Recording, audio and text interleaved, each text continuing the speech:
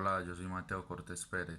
Y yo soy Kevin Restrepo y el título de nuestro proyecto es Comparación entre polaridades de descargas eléctricas, aguja plano en aire. Bueno, cuando sucede una chispa, lo que pasa físicamente es un proceso en el que tenemos un par de electrodos a muy alto voltaje separados por cierta distancia. Basta con que suceda una ionización aleatoria, como puede ser debido a un rayo cósmico, para iniciar una cadena en la que se acelera un electrón libre.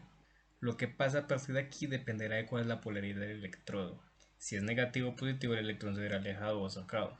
Y el mecanismo por el que se mantiene la descarga es muy diferente en ambos casos. Si decimos que es negativo, por ejemplo, el electrón podría ionizar otras moléculas y crear una cascada de electrones. Todo este caos es lo que luego vemos como chispa.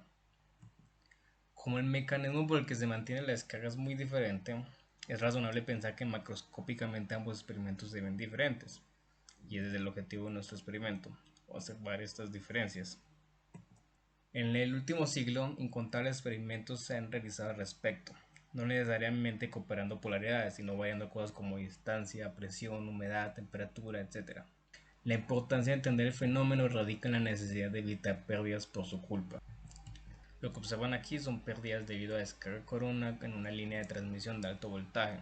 Cuando el campo eléctrico en el electrodo es no uniforme, el brillo debido a la recombinación de los iones solo llega hasta cierta región. Es esto lo que es la descarga corona. Y es por eso que nuestro montaje consiste en una aguja en placa, porque este montaje favorece un campo eléctrico no uniforme y queremos observar este tipo de descarga. La razón por la que se hacen tantos experimentos es porque el fenómeno es sumamente complejo. Hay muchas variables en juego, incluso la ley de Paschen, que es lo que ven en pantalla, es una ley empírica para este tipo de descargas en campos uniformes. Es lo mejor que tenemos hasta ahora y aún así no es perfecta. En la reproducción de nuestro experimento, lo que se espera es que la descarga eléctrica positiva se muestre mucho más energética, es decir, que para esta polaridad se mida una mayor magnitud de corriente y que sea necesario establecerse una diferencia de potencial más grande para observar la ruptura dieléctrica, que el voltaje de ruptura incremente linealmente con el cambio de la distancia. Se espera también observar ambos tipos de descarga corona y que la corriente medida allí sea bastante débil. Para lograr nuestro objetivo de una descarga eléctrica, se parte de una fuente de voltaje DC que es capaz de entregar un máximo de 2360 voltios. Como electrodos se usó una aguja número 20 y una placa de hierro de 20 centímetros por 30 centímetros. Como instrumentos de medición se usaron dos multímetros. Debido a que el rango de medición de estos es bastante limitado, es necesario construir un divisor de voltaje como el que se muestra a la derecha del circuito. Para los datos de voltaje de ruptura versus distancia, el procedimiento que se siguió consiste en establecer una distancia fija y aumentar gradualmente el voltaje en la fuente DC hasta observar la primera chispa. Luego se aumenta la distancia con un paso de 0.35 milímetros y se repite este procedimiento para cada valor de distancia.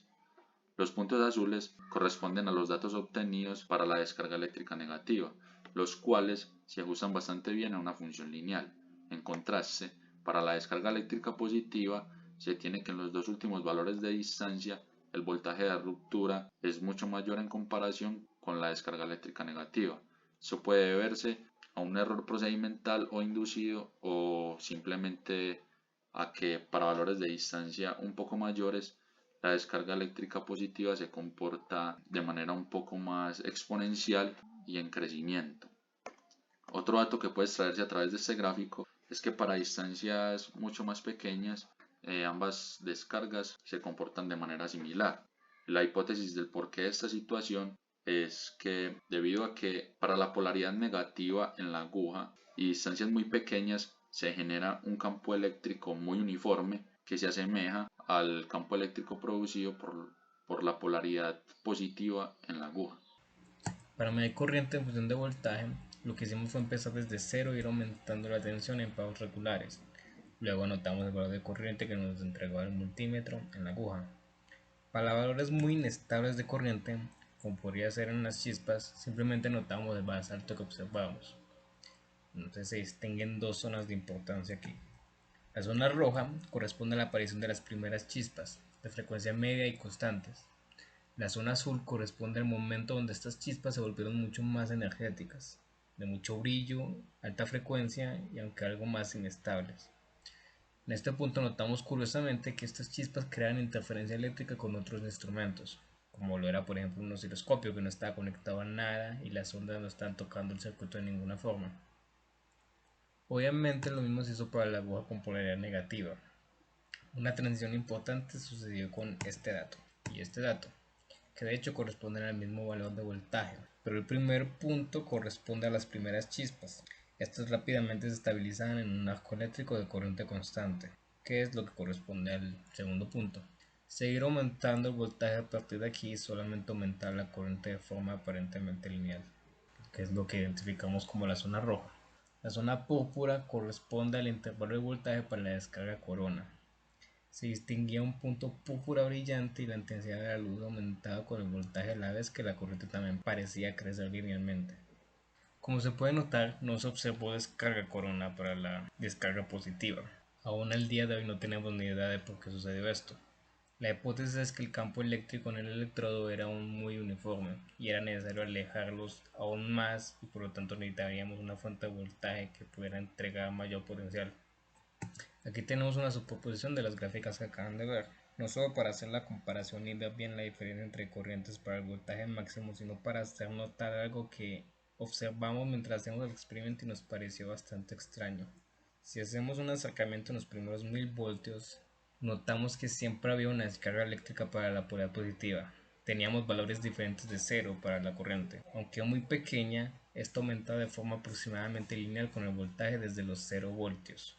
Esto no sucedió con la descarga negativa. El valor de corriente de esta se mantuvo en cero hasta la descarga corona. Hay dos posibilidades aquí. O eso pasa con la polaridad negativa también, y lo que pasó fue que los valores de corriente eran aún más débiles y nuestros instrumentos no podían medirlos, o esto es algo especial de la descarga positiva. De cualquier forma, serían necesarios más experimentos y explorar la teoría para concluir más allá.